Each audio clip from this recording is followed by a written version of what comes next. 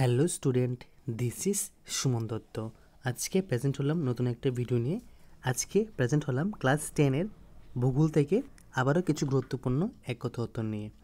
তো আমাদের টার্গেট 2025 মাধ্যমিক এক্সামে আমরা স্ট্যান্ড করব। তো আশা করি সবাই আমার প্রত্যেকটা ভিডিও মনোযোগ সহকারে দেখছো আর খাতায় নোট ডাউন করছো। তো দেখো, আমরা জানি যে যখনই বৃষ্টি পড়ে বিন্দু বিন্দু বৃষ্টি পড়ে, ঠিক আছে? তারপর যখন বেশি বৃষ্টি পড়ে কী হয়? বন্যা হয়। সেইভাবে আমরা যখন এখন পড়ছি, যদি প্রত্যেক দিন স্টেপ বাই স্টেপ পড়াশোনা করতে থাকি অল্প অল্প করে, আশা করি পরীক্ষার সময় এতটা কোনো প্রবলেম হবে না আর আমাদের লক্ষ্যও পূর্ণ হবে। তো আজকের প্রথম প্রশ্ন, বিশ্বে মোট 96.5% পরিমাণ জল মহাসাগর রূপে বিদ্যমান। মানে মহাসাগর জল আছে কত? 96.5%। প্রতি 2 ঘন্টায় যদি বৃষ্টি হয় তাহলে 8,000 লিটার জল সংরক্ষণ করা যায়, ঠিক আছে?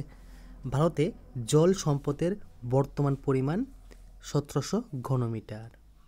জল হলো একটা পুনর্ভব সম্পদ। কাবেরী জল বন্টন নিয়ে বিদ্যমান কর্ণাটক ও তামিলনাড়ু রাজ্য।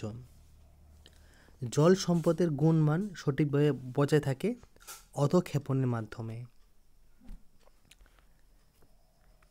এখানে কিছু বাঁধ আছে, বাঁধের নাম দেওয়া আছে।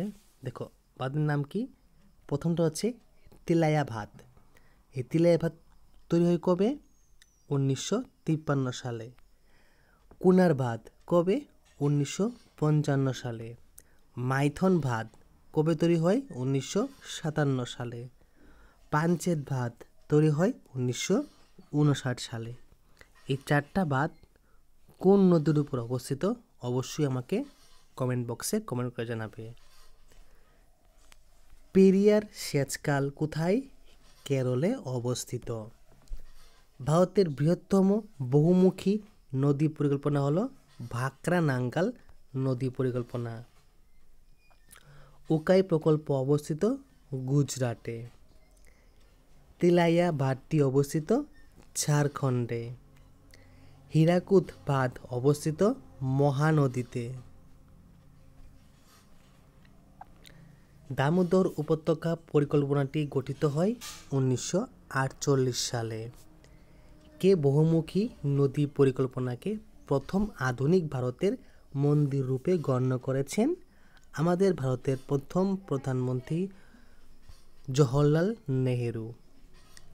বাড়ির ছাদে বৃষ্টির জল সংরক্ষণের ব্যবস্থা বহুলভাবে প্রচলিত আছে কোথায়? রাজস্থানে।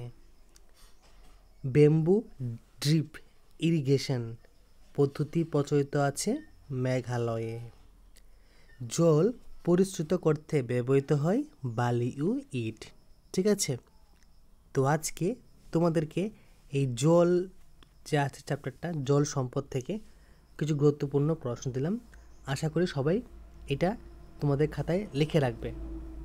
তো যদি আজকের ভিডিও তোমাদের কাছে ভালো লাগা থাকে অবশ্যই ভিডিওটা সবার সাথে শেয়ার করো আর আমাকে বলবে যে কমেন্ট বক্সের মধ্যে এগুলা কি তোমাদের সাফিসিয়েন্ট হয়েছে না হয়নি। যদি না হয় তাহলে আরও এমসিকিউ দেব।